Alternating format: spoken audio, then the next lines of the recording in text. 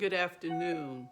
I pray that your Tuesday was filled with spaces and places of joy, of peace, of happiness, that you may have found some time to go outside and enjoy the sun, practicing social distancing and with your mask on. I pray that maybe yesterday you were able to give a virtual hug to someone. I read a post this morning about someone. It was actually just talking about since the beginning of COVID. And I don't remember how many days it is, but since the second week of March, not having been able to experience any type of physical touch. And I know that that's true for me because I live alone. And so I have not been hugged, I have not been kissed, my hand has not been held, my shoulder has not been touched, definitely have not had a massage. And gotta tell you, I'm feeling it, but you know, um, that's where I kind of allow myself to feel what I'm feeling, and that is where I kind of move into my hopeful mode that this will not be my forever reality, but that one day soon and very soon I will be able to make physical contact with the world again. Now, make no mistake, I've seen my grandchildren. We've done a social distancing visit, and my son who lives here, and my daughter in law, but we have not been able to touch. Touch is so important, but we will get into that at another time. We will continue our conversation today about toxic relationships and how to determine if the relationship you're currently in, whether it's with a spouse, a partner, your children, work related, church related, temple related, mosque related, whether or not there are signs that this may be a toxic relationship. And so today we are talking about negative financial behaviors. Negative financial behaviors. And it says your partner may be making financial decisions, including purchasing big ticket items or withdrawing large sums of money without consulting you. So this clearly has a lot to do with if you are in the relationship you're in, that you all are sharing your economic means. Typically, this may be someone who lives with you. This can be your partner, your spouse.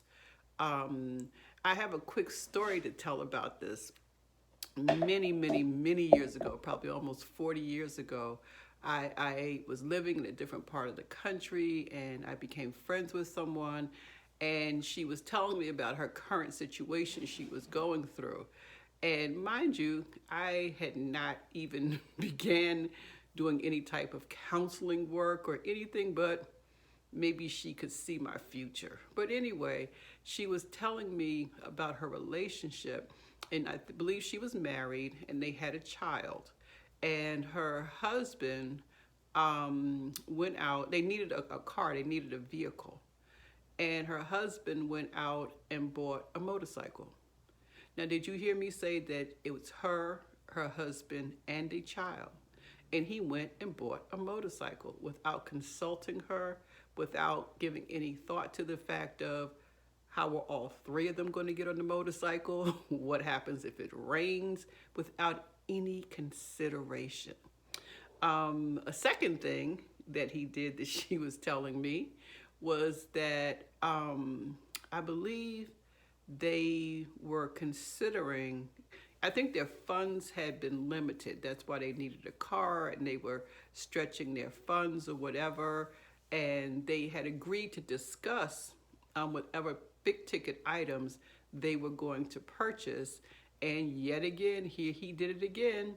He went and bought, and I don't remember what it was that he bought, but he bought something else without consulting her. And I need you all to know that this could point to some toxicity in the relationship, because what it points to is that the person who is making big ticket purchases without talking to their partner or their spouse about it, is basically saying that their partner and spouse's input doesn't really matter. I want what I want, and I'm going to get what I want, whether it benefits us as a unit, but I'm more focused on it benefiting me. Some of you have been in relationships where, money's tight, you're raising a family, but your partner or spouse is showing up with big ticket items for themselves. And you're wondering, where did the money come from? They told me that I know how much they make, and you try to review, are they gambling?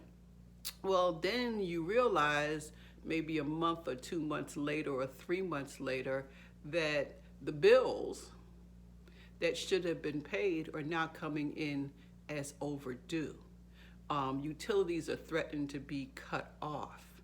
You find out that your financial situation is in dire straits and you knew nothing about it because your partner or your spouse was the one who was supposed to be managing the paying of bills and things, but instead they were using the money to buy purchases and things that benefited them. I don't know what they were doing with it, but they weren't doing what they're supposed to do. And here's a side note. Ask me how I know. Anyway, so this is problematic. Money is probably one of the first or the biggest items that trigger us. You can ask somebody about their sex life. You can ask them all kinds of personal questions. But if you ask them how much they make, they consider that really, really personal. People are not willing to share where they are financially. And so ideally, when you come into a relationship, you're not just looking at this is your money and his or her money. You're looking at how do we maintain this household together? How do we put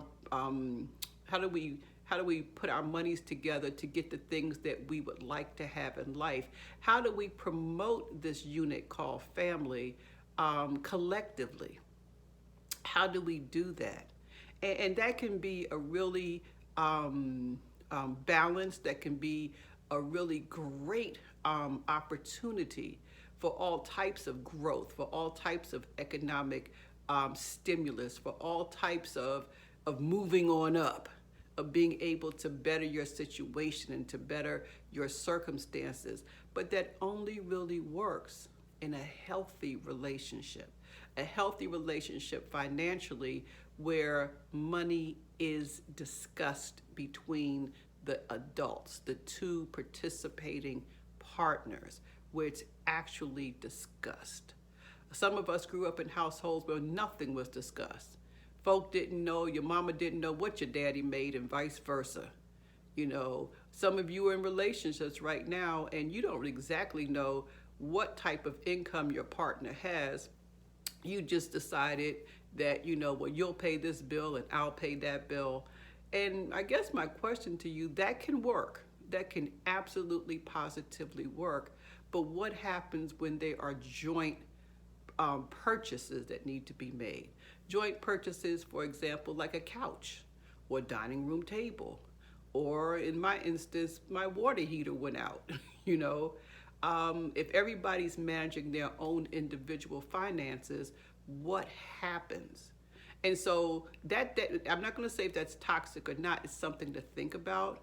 But if you've already decided that we will manage our household monies together, and one person is not participating in that, one person is continually making poor money choices. Here's an example: taking the money that's supposed to be a joint effort and they invest in some new idea. And there's nothing wrong with investing in a new idea. The toxicity comes into, did you discuss it with your partner? And discussion doesn't mean that you're asking permission. Discussion simply means that the two of you are sharing. You are both agreeing. You both are looking at the pluses and minuses, and you both have input into whether or not this is something that you two as a couple want to move forward in. And so I invite you, as we've been looking at different signs, again, this is not to demonize your relationship. These messages are around toxic relationships is because a lot of you asked for me to speak about toxic relationships, but I need you to know there are lots of healthy relationships out there. I am friends with people who are in very healthy relationships. And healthy relationships doesn't mean they don't have challenges. But for the most part, it's pretty healthy.